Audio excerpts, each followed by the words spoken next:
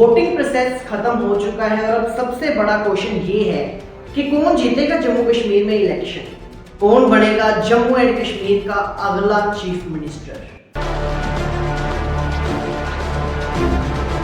कुछ ऐसे independent candidates भी हैं जम्मू रीजन में भी और कश्मीर रीजन में भी जो काफी स्ट्रॉन्ग लग रहे हैं।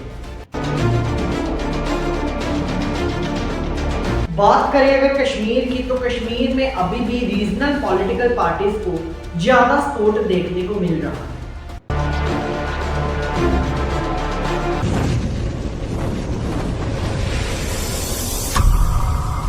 Hi everybody, this is Garam Mahajan and welcome back to our YouTube channel combined education.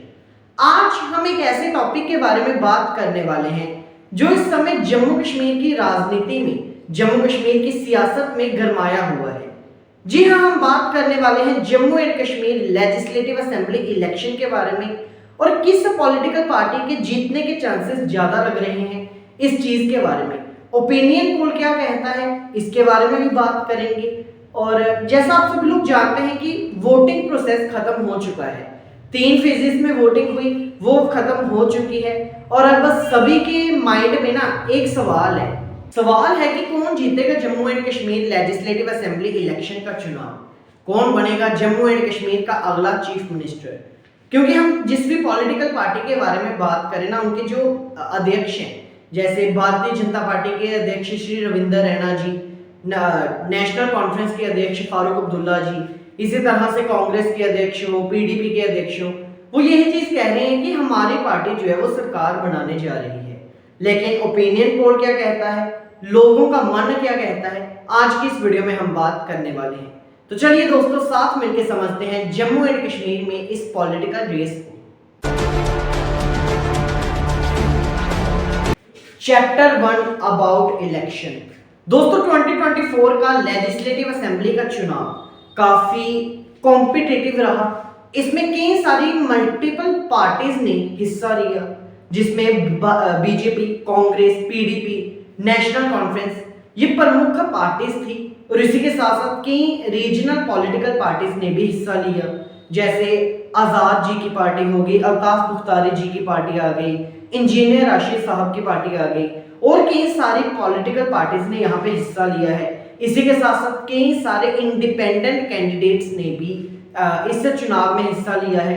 और जम्मू एंड कश्मीर असेंबली चुनाव की हिस्ट्री की बात करें तो अभी तक के सबसे ज्यादा आजाद उम्मीदवार, इंडिपेंडेंट कैंडिडेट्स इस इलेक्शन में हमें देखने को मिले हैं।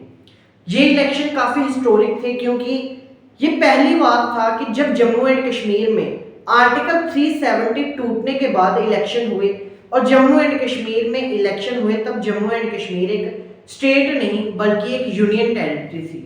इसलिए ये इलेक्शन जम्मू एंड कश्मीर के पॉलिटिकल फ्यूचर को भी डिसाइड करेंगे।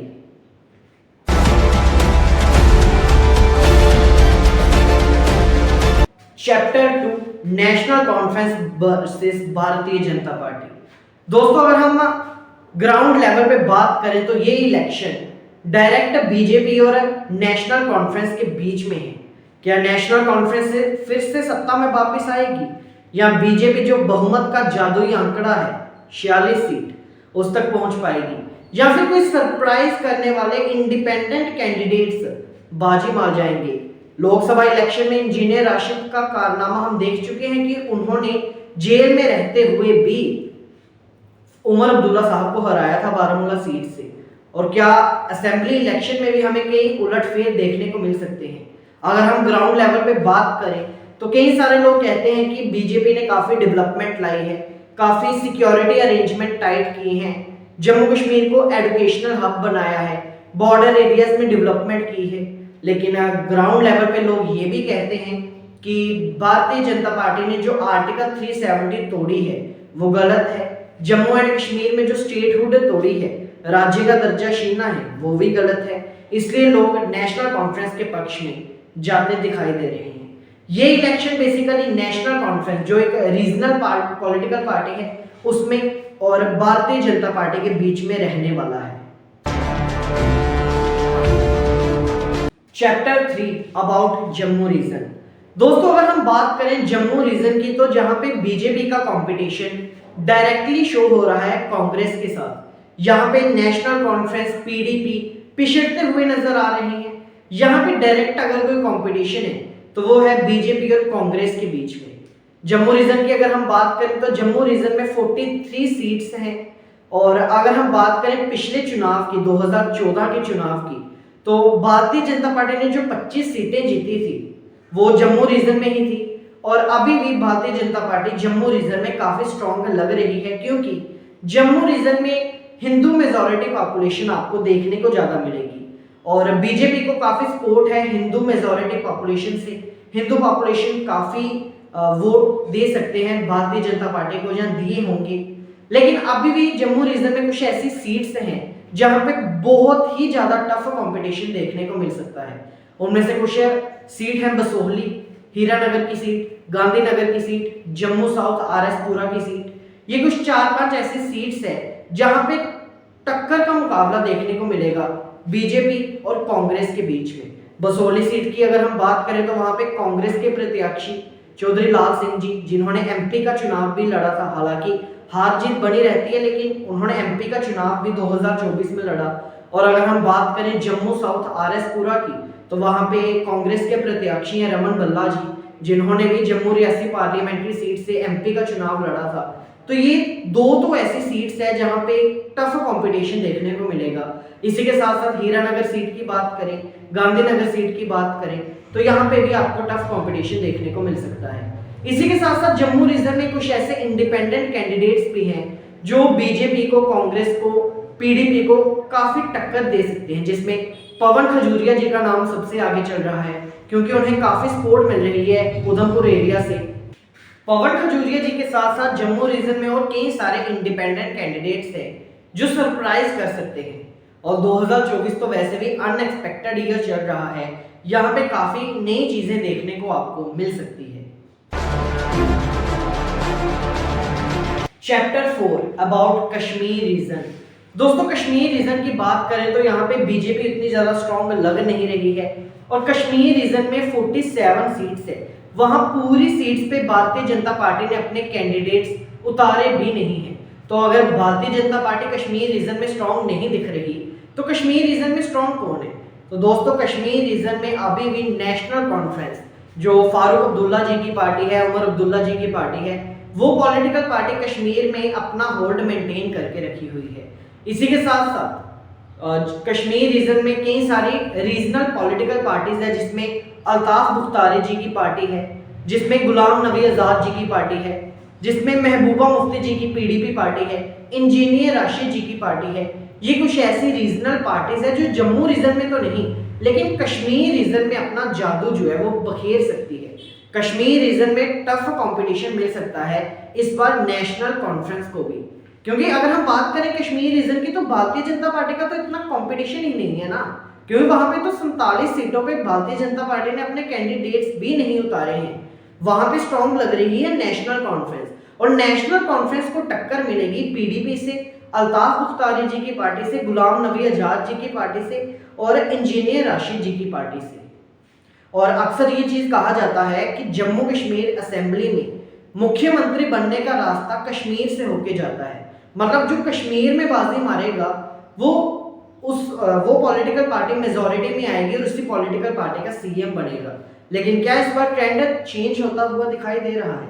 अगर बीजेपी जम्मू रीजन की 43 सीट्स पे टारगेट करती है और भारतीय जनता पार्टी ये एम रख रही है कि जम्मू रीजन में 43 सीटों में 35 से ज्यादा सीटें जो है वो जीतनी है, और अगर 35 से ज्यादा सीटें भारतीय जनता पार्टी जम्मू रीजन से निकालती है तो कश्मीर रीजन में इंडिपेंडेंट कैंडिडेट्स के साथ, क्योंकि रविंदर रैना जी ने भी बात की थी कि कश्मीर में कुछ इंडिपेंडेंट कैंडिडेट्स हैं जिनके साथ हमारी बातचीत चल रही है, जिनके साथ हम कॉन्स्टेंटली कॉन्टेक्ट में हैं। तो क्या भारतीय जनता पार्टी इस बार सरकार बनाएगी? Chapter 5 issues for Jammu Kashmir legislative assembly election. दोस्तों अगर हम ग्राउंड लेवल की बात करें तो कई सारे मुद्दों पे ये चुनाव जो है वो लड़ा गया है, जिसमें प्रमुख जो मुद्दे हैं वो है स्टेट का दर्जा, स्टेटहुड, जिसमें एक प्रमुख इशू है एबॉलिशन ऑफ आर्टिकल 370, जिसमें एक प्रमुख इशू है डेवलपमेंट का, एम्प्लॉयमेंट का, सिक्योरिटी का, पॉलिटिकल स्टेबिलिटी का। ये कुछ ऐसे प्रमुख जो इश्यूज हैं जिनके आसपास ना ये चुनाव जो है वो लड़ा गया है। अब नेशनल कॉन्फ्रेंस कहती है कि बीजेपी ने स्टेटहुड का दर्जा लिया, बीजेपी ने एबॉलिशन ऑफ आर्टिकल 370 किया। उसके बाद भारतीय जनता पार्टी कहती है लेकिन आर्टिकल 370 के बाद आपको पाकिस्तान के साथ शेयरिंग बंद दिखी है, पत्थरबाजी के केसेस में बिल्कुल कमी आई है, एक भी केस ऐसा नहीं आया। डेवलपमेंट भारतीय जनता पार्टी कहती है कि जम्मू को एजुकेशनल हब बनाया है। आज जम्मू में एम्स है, आईआईटी है, आईआईएम है, दुनिया का सबसे ऊंचा रेलवे ब्रिज चिनाब ब्रिज आज जम्मू में बनके तैयार हुआ है। तो ये कुछ ऐसे मुद्दे हैं। एम्प्लॉयमेंट का मुद्दा यूथ के बीच में काफी है, क्योंकि जो पढ़े लिखे यूथ है वो अभी भी जॉब्स के लिए अप्लाई कर रहे हैं। पीछे कोई ऐसी जॉब्स हुई वहां पे फीस हो गई लेकिन एग्जाम कंडक्ट नहीं करवाया गया। तो एम्प्लॉयमेंट का मुद्दा एक बड़ा मुद्दा बना हुआ था जम्मू कश्मीर असेंबली इलेक्शन के लिए, और उसी को मद्देनजर रखते हुए लोगों ने अपना जो वोट है वो कास्ट किया है। किसको मिला है ये तो 8 अक्टूबर को पता लगेगा। Chapter 6 the final conclusion. दोस्तों अगर मैं अपने प्रेडिक्शन बताऊं जम्मू कश्मीर असेंबली इलेक्शन को लेके, तो मुझे लग रहा है कि 8 अक्टूबर को जो रिजल्ट आएगा उसमें हमें हंग असेंबली देखने को मिलेगी। यानी कोई भी पॉलिटिकल पार्टी, चाहे वो बीजेपी की एनडीए अलायंस हो, चाहे वो कांग्रेस एनसी की इंडिया अलायंस हो, जब पीडीपी हो, जहां अदर पॉलिटिकल पार्टीज हो, कोई भी मेजॉरिटी सीट सिक्योर नहीं कर पाएगा, ऐसी मेरी प्रेडिक्शन है। हमें कोलिजन गवर्नमेंट देखने को मिलेगी कि अगर इंडिया अलायंस भी जीतती है तो उन्हें भी जहां तक अदर जो इंडिपेंडेंट कैंडिडेट्स है उनका सपोर्ट लेना पड़ेगा, जहां अलग अलग पॉलिटिकल पार्टीज का सपोर्ट लेना पड़ेगा। और अगर एनडीए 40 से ज्यादा सीटें जीतती है तो उनको भी किसी का सपोर्ट जो है वो लेना पड़ेगा। बला दोस्तों जो भी रिजल्ट आए 8 अक्टूबर को, लेकिन ये इलेक्शन जम्मू एंड कश्मीर की पॉलिटिकल फ्यूचर को डिसाइड करेगा। ये इलेक्शन बड़ा जरूरी था क्योंकि पिछले 10 सालों पिछले 2018 से अगर हम बात करें तो हमारी जो असेंबली थी वो डिसॉल्व हुई थी, जिसके तहत हमारे कोई प्रत्याशी नहीं था। अगर किसी एरिया में कोई मुद्दा है तो हम डायरेक्ट एलजी साहब के पास नहीं जा सकते थे, हमें अपना प्रत्याशी चाहिए, हमें अपना कैंडिडेट चाहिए होता है जो हमारे मुद्दों को आगे उठाएगा। तो ये इलेक्शन बड़े इंपॉर्टेंट थे और ये इलेक्शन जम्मू एंड कश्मीर के पॉलिटिकल फ्यूचर को पूरी तरह से बदल के रख देंगे, ऐसी हम सबकी उम्मीद है। बाकी आपको क्या लगता है कौन सी पॉलिटिकल पार्टी जम्मू रीजन में ज्यादा स्ट्रांग है और कश्मीर रीजन में ज्यादा स्ट्रांग है? कमेंट करके जरूर बताइएगा। अगर वीडियो पसंद आई है तो लाइक करना, शेयर करना, सब्सक्राइब करना इस चैनल को for more updates on Jammu Kashmir legislative assembly election and other political situation in the country. आज की इस वीडियो में बस इतना ही। सभी को राम राम जी, सनातन धर्म की जय।